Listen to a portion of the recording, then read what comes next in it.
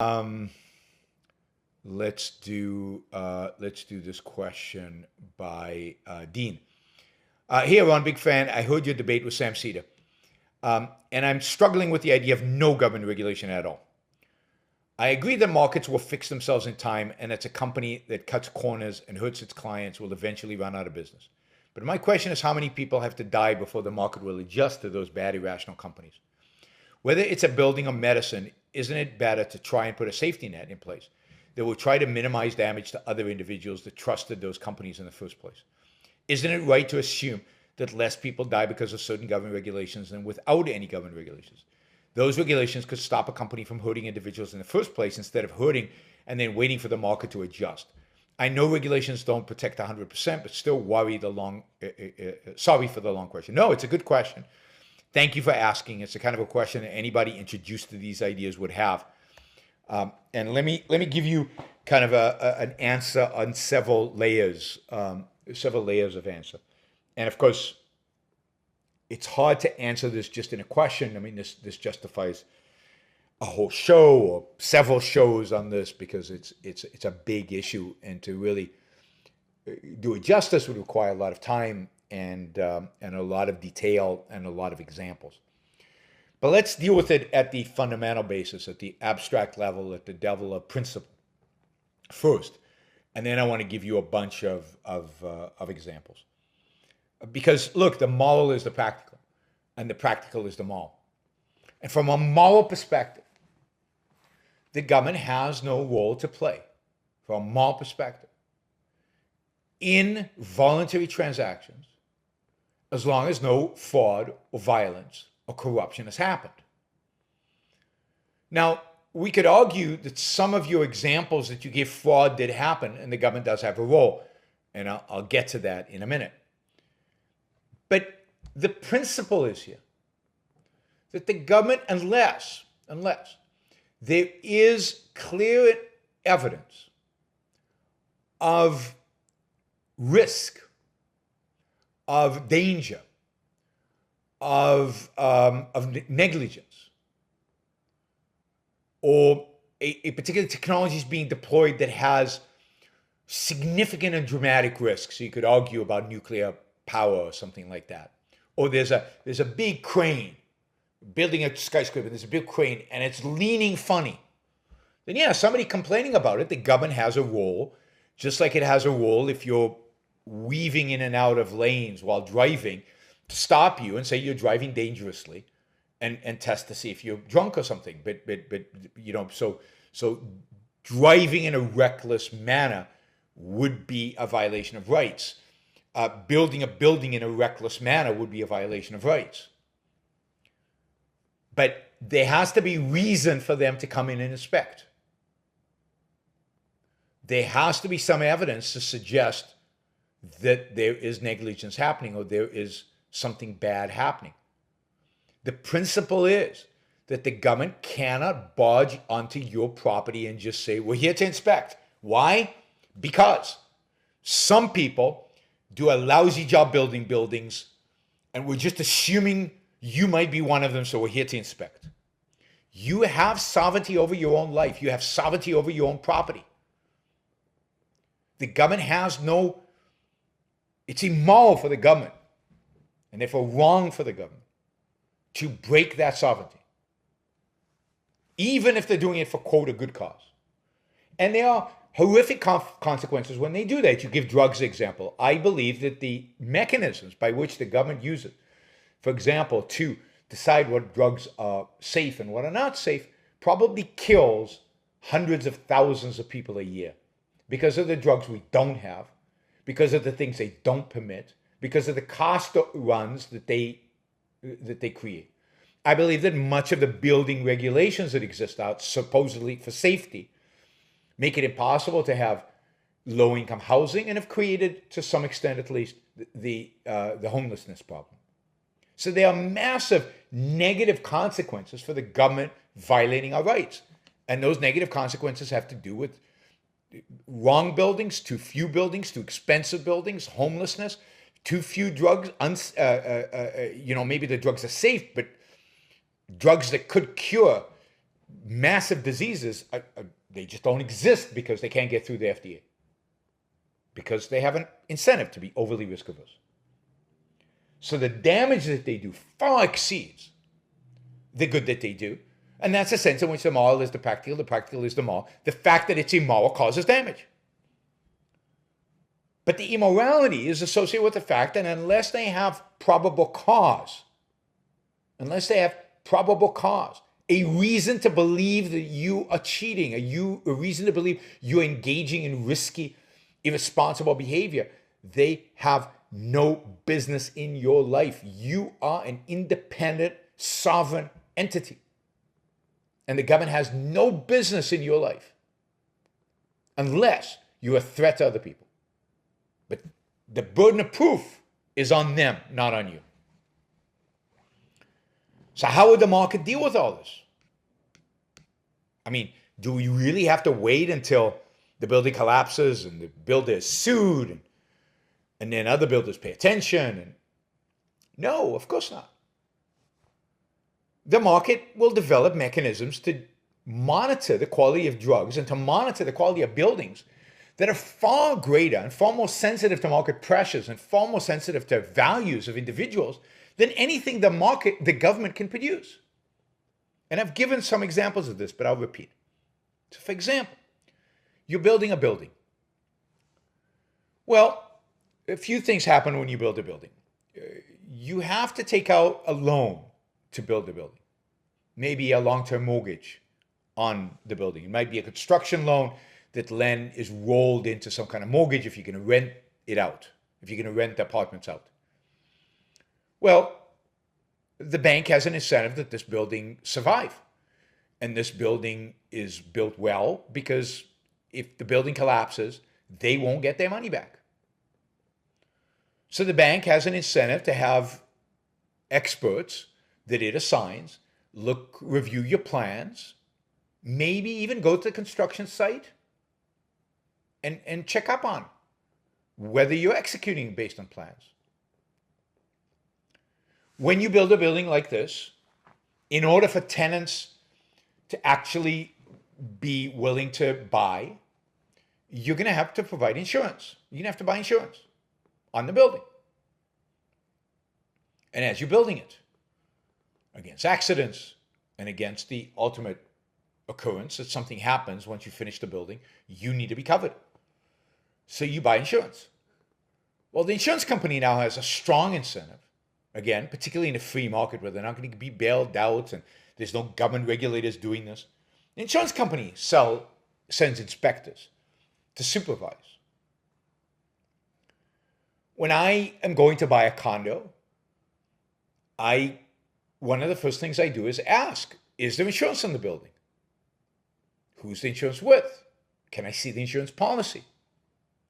Oh, but you might say, Yaron, you're sophisticated. You know these things. What about unsophisticated people who buy condos? Well, people like that usually buy a condo with a mortgage, and then the bank asks for it. Haven't you ever seen where a bank says, we won't give you a mortgage unless you have insurance?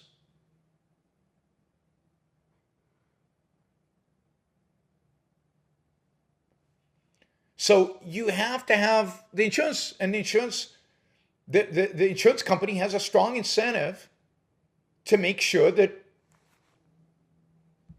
the building is right. Now, you could extrapolate this to, let's say, to drugs. Let's say there was no FDA. Any drug company could issue any drug, anything. They claim anything they want. And everybody's very confused about this. And everybody's very worried about this.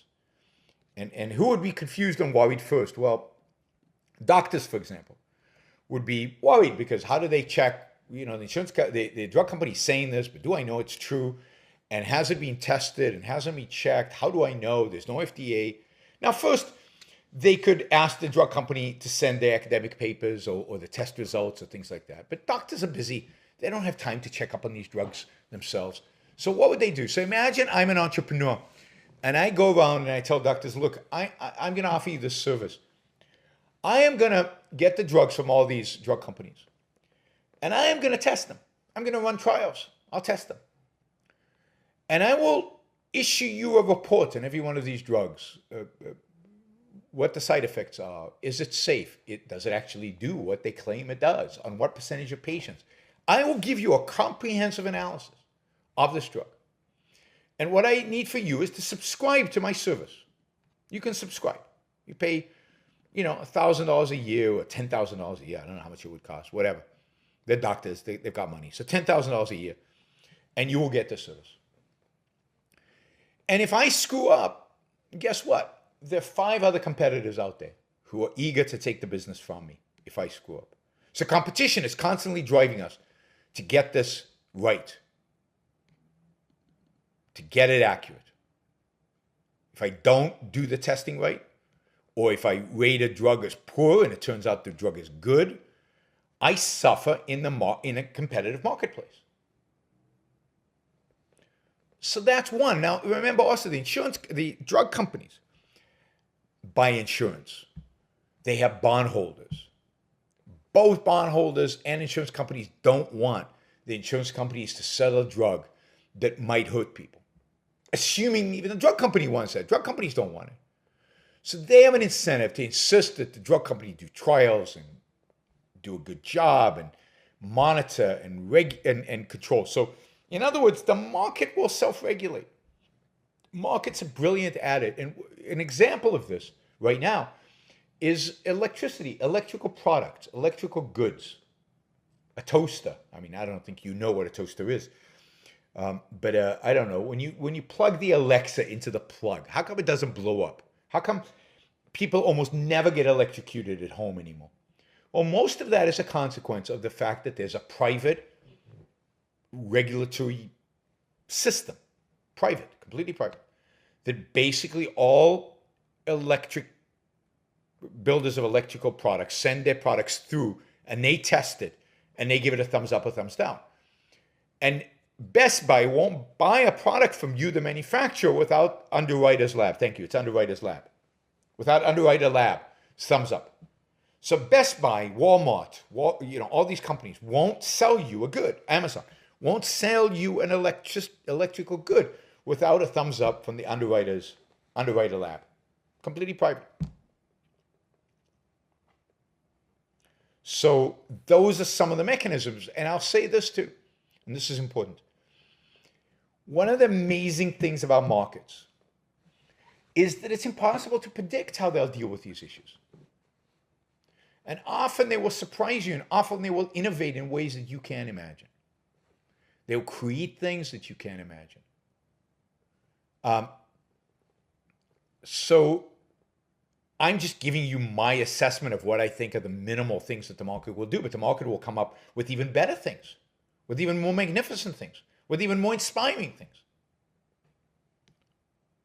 to deal with this issue related to safety. Right? So it's morally wrong and it's practically wrong. Government does. So you say something like, well, doesn't the government save some lives? No. It actually kills people and it turns them homeless. Government kills people. Regulations kill people. They destroy wealth. They make you poorer. They create homeless people. They don't allow for the creation of goods and products that would benefit your life enormously. They actually make the world much worse. Markets would make the world much better and much safer. At least as safe as we as consumers are interested in making it. Because 100% safety is not necessarily a value. And to begin with, I wonder if I can ask you to capsulize. I know this is difficult. Can I ask you to capsulize your philosophy? What is Randism? First of all, I do not call it Randism, and I don't like that name. I call it objectivism. All right. Meaning a philosophy based on objective reality. Now let me explain it as briefly as I can. First, my philosophy is based on the concept that reality exists as an objective absolute. That man's mind, reason, is his means of perceiving it. And that man needs a rational morality. I am primarily the creator of a new code of morality which has so far been believed impossible, namely a morality not based on faith. On faith. Not on faith, not on arbitrary whim, not on emotion, not on arbitrary edict, mystical or social, but on reason, a morality which can be proved by means of logic, which can be demonstrated to be true and necessary. All right. All right. Now, may I define what my morality is? All right. Because this is merely an introduction. My morality is based on man's life as a standard of value.